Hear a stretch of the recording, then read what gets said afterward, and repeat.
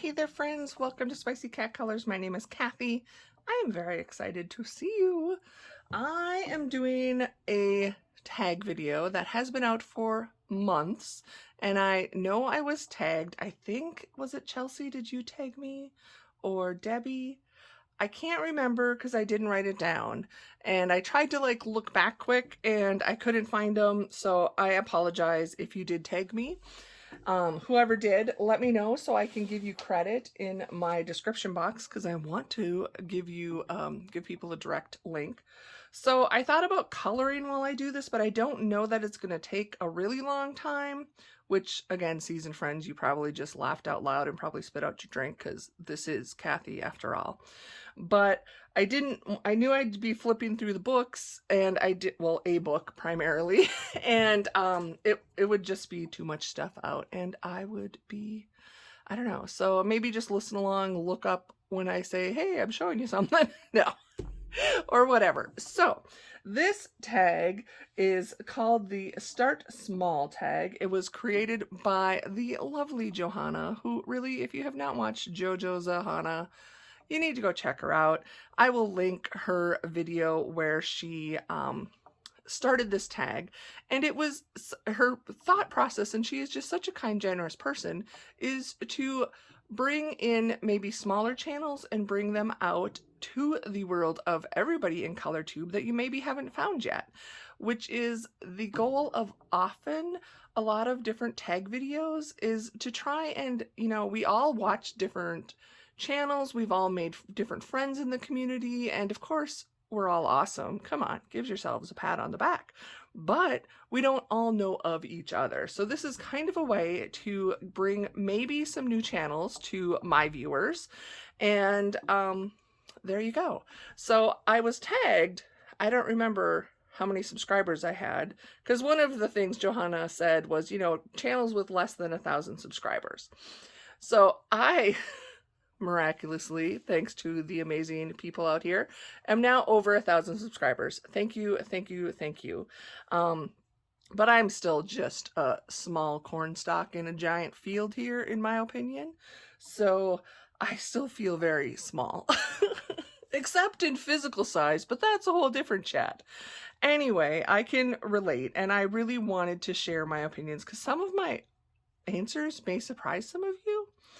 And those of you that know me on a personal level, or we've gotten to know each other through emails and stuff, may not be surprised. And I haven't heard other people say this.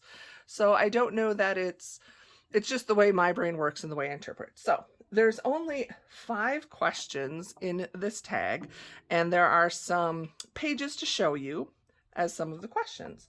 So the first question is the one that is mostly just me chatting, because it is the question. Here, let me read you the question. What does intimidating by the way of your creative hobbies mean to you? Now, many of us color, but we also have other hobbies. I think if you're a creative person, you're a creative person and you find outlets. And if you don't think you're a creative person and you color, well, rethink it. You are a creative person. So I know there are several coloring people that like to diamond paint. There are planner and journalers and scrapbookers. I personally am a paper crafter card maker primarily when I'm not coloring, but I have scrapbooked. I have done painting. I will try just about anything when it comes to a craft hobby. I am not a yarny. There are many crocheters and knitters and embroiderers. I have done cross stitch before. I do enjoy that until my eyes got too crappy. And I really want to learn to crochet or even knit, but it's not high on my list right now. Because mostly I have 5 cats, one which is eyeing me and possibly going to jump up here. And can you imagine me trying to crochet or knit with a ball of yarn moving? If you have cats, maybe you can tell me the tricks. But for now, I am more than happy to fill my little bit of free time I have with coloring. And then YouTube as well, for me, is my creative hobby. So long explanation, consider my creative hobbies at the moment to be coloring, card making, and YouTube. Now, those 3 things, I actually have the same answer, is what is intimidating to me for all 3 of those. And it is I don't know how to say this. It's people. Now, I don't mean this in a bad way. Hear me out. The thing that intimidates me the most. So, primarily with my card making, it is something I have always just done for myself. I make cards, I send them out, I will gift them to other people, and that doesn't intimidate me. But what intimidates me is when somebody approaches me and asks me to make them something because they need a specific, like a 80th birthday card or a sympathy card for a pet, and it could be anything. If somebody, I made invitations for someone, anything like that. And this is the reason I will never be able to be a business person, because I get so worked up and so worried that what I create won't be liked.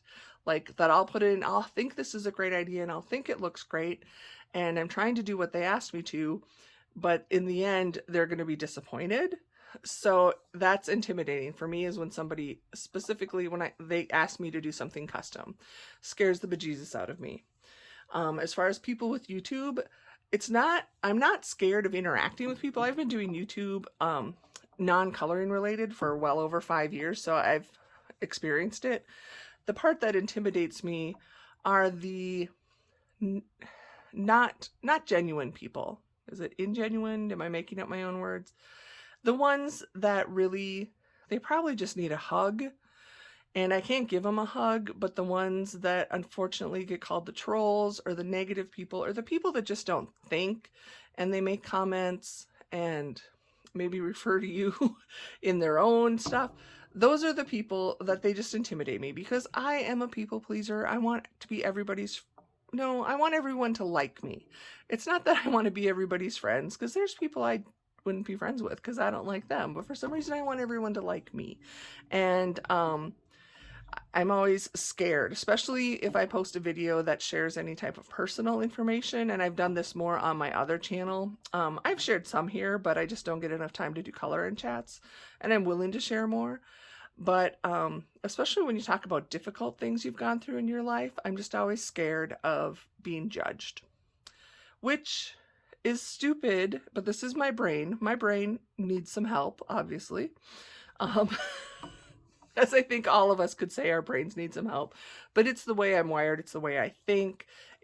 I'm always concerned I tell myself I don't care what people think about me, and I have gotten a lot better, but at the heart of it, I'm still very, worried. Like, even if I have to send an email to my boss at work about something not positive, I'm scared when I see there's a response. I'm scared to open it.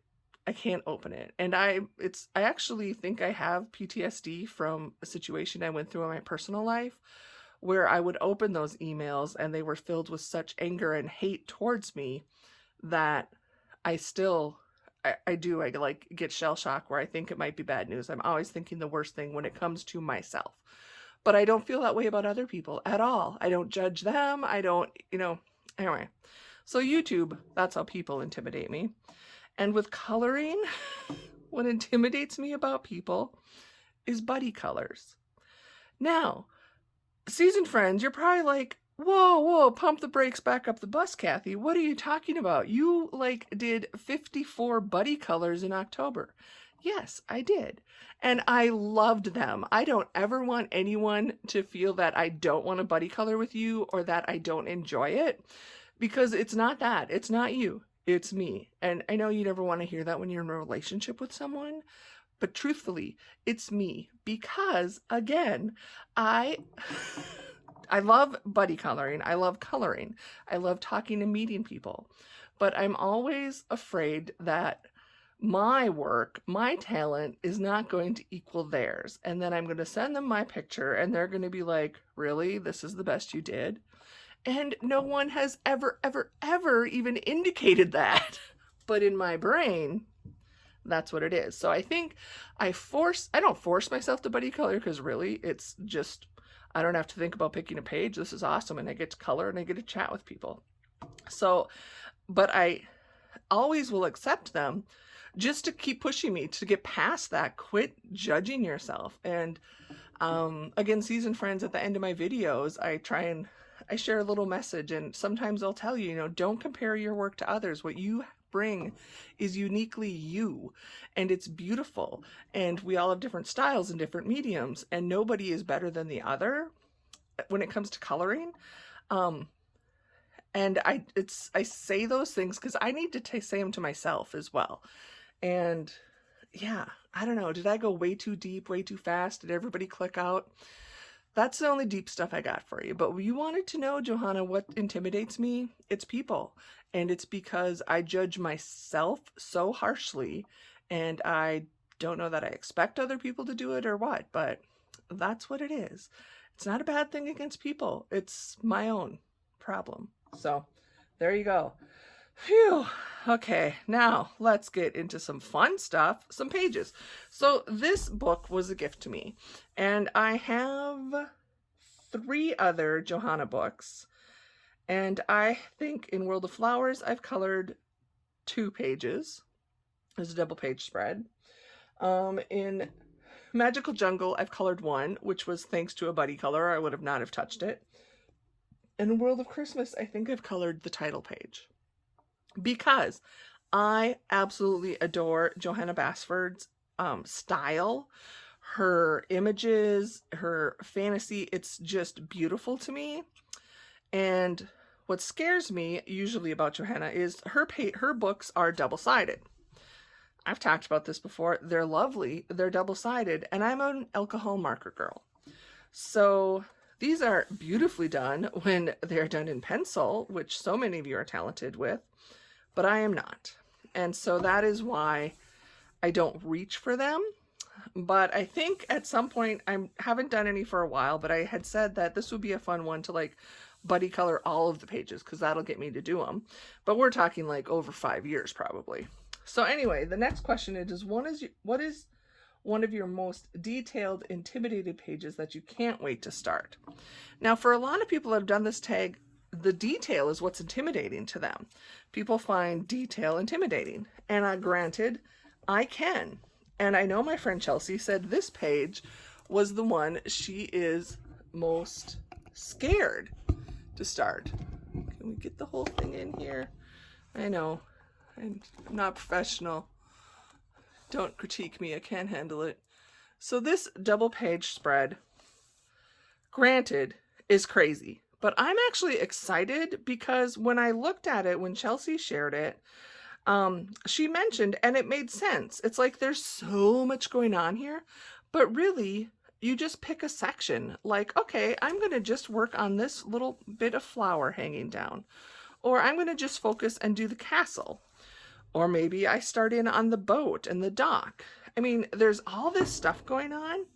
But I'm excited because I think, and I might even try it with pencil. Whoa, shut the door. Because it's such small spaces, I'm not even going to worry that much about shading. So it's like, I might be able to do this in pencil. It's going to take me a long time. But I'm just going to like pick spots and work on it.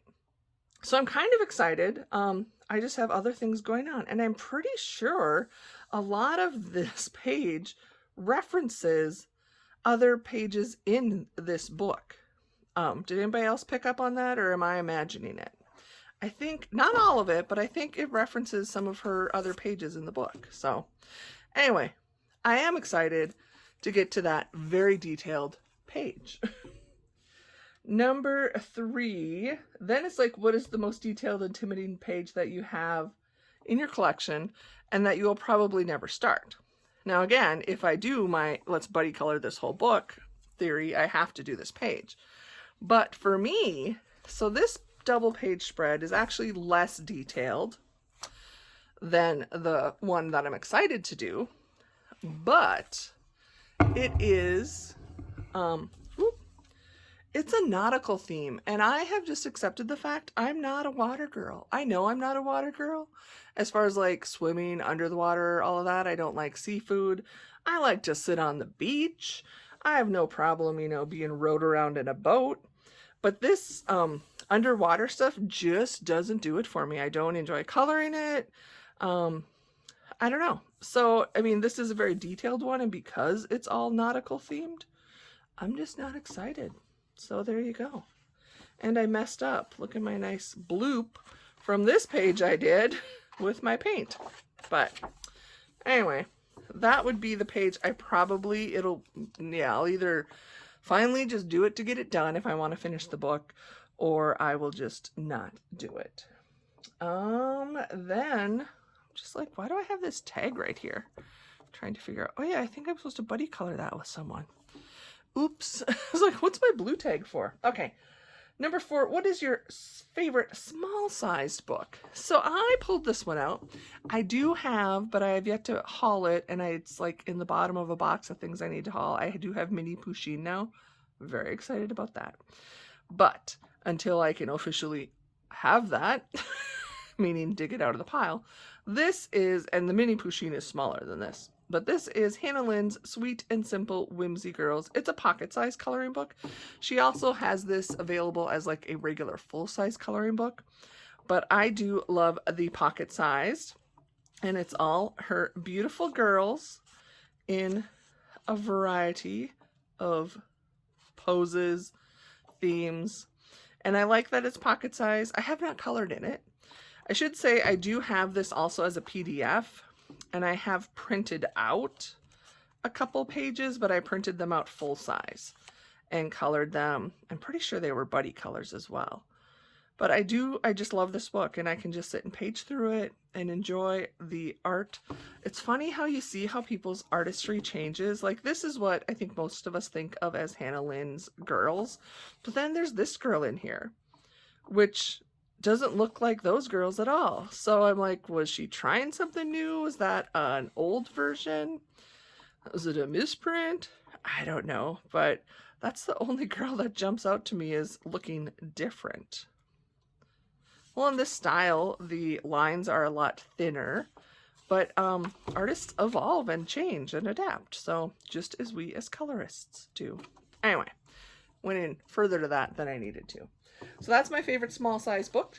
And then lastly, what is your favorite completed page that was really detailed or intimidated you? So this is double intimidation for me, is this page, which I have a little wax paper in here in between. And I did this as a buddy color, which we know intimidates me.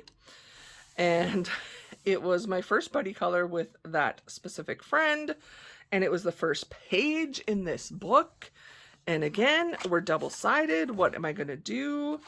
Because I knew I wasn't going to do pencils. I actually did a pretty good job. So it was intimidating to me. Number 1, it was a buddy color. Number 2, it's in a double-sided book, and I didn't want to ruin the other pages. Number 3, yeah, it's a Johanna, and so much pressure on myself, nobody else put me. So detail-wise, it's maybe not too detailed as far as the imagery.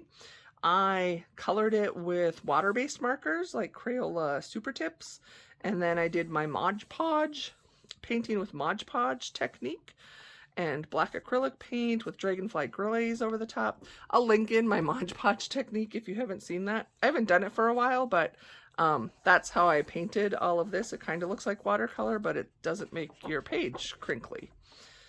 So this was the most intimidating page I have done to this date. That was intimidating. Maybe not so much the amount of detail, although there's still a lot for me. But just because of what it represented, you know, that first buddy color, the first page in this book. But I'm very proud of it, and I love it. And it kind of has helped me to break out and go, hey, I can do Johanna pages in my style, in my way. And they are lovely. So that is the tag. I told you it was short and sweet. Well, kind of. It is me. We all know that. I'm still kind of chatty long. So those are the only 2 books I had to show you. I am going to tag a couple people because the nice thing is that there are always other channels out there. And I personally love all 3 of these, and some I have only recently discovered because we buddy colored and followed each other on Instagram, and I didn't even know they had channels. So that's why it's so important to, you know, spread the love. So if you would like to, and obviously there is no deadline since I am months after the original tag, I think this is a tag that could just continue on forever because there's always new people coming on. So, and when you're a new creator, sometimes it's tough to know what kind of content to put out. Trust me, tag videos, it helps you talk because you're answering questions and showing pages.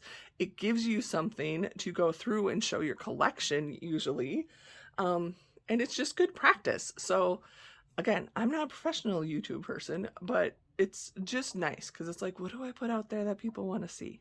I personally love tag videos. So after all of that, first of all, thank you, Johanna, for creating the tag. And I am tagging the lovely and beautiful Stacy for King in Color. She is amazing. Zombie at Zombie Girls Coloring and Crafting. And I apologize, I've never actually asked you your name, and I don't think I saw it. So you're just Zombie to me, because I think that's how you have it put in your channel, that you're Zombie. And I love it. So she is also amazing. And a friend, she's been supportive of me from the beginning, and she makes videos and I love watching them. Miss Pat from Coloring with Pat and Wilson. I looked and it doesn't look like you've done this tag. So if you would like to, join in, have fun. I'm just curious. It's fun to see what intimidates people. This is kind of, should be called the intimidating tag, Johanna. And just, sometimes when we talk ourselves through it, it's like, oh, it's not so bad. That's not so intimidating. I can handle that. So face our fears by talking about them. So I think that's about it. I'm saying so a lot. That means I need to go a lot. Yeah. Sorry. I'm trying to finish filming before my husband gets home and I'm getting a little goofy. So thank you guys for stopping by. I appreciate it. I am grateful for each and every one of you, even though people scare and intimidate me. I am also very fortunate to have made so many lovely friends in this beautiful community. You are special. Reach out. Well, how do they do it? Put your arms in front of yourself, cross your arms and hug yourself. And it's a big old hug from me if I could be there to give you a hug. And thank you. Be kind to yourself, be kind to others, and never forget how much you matter. You are beautiful just the way you are. Whatever quirks you may think you have, they are what make you you, and embrace them. And the people that are meant to be in your life, they know and they appreciate you. And the ones that don't, it's okay. Not everybody has to like us. Not everybody has to love us. But you need to learn how to love yourself. I love you guys. Bye.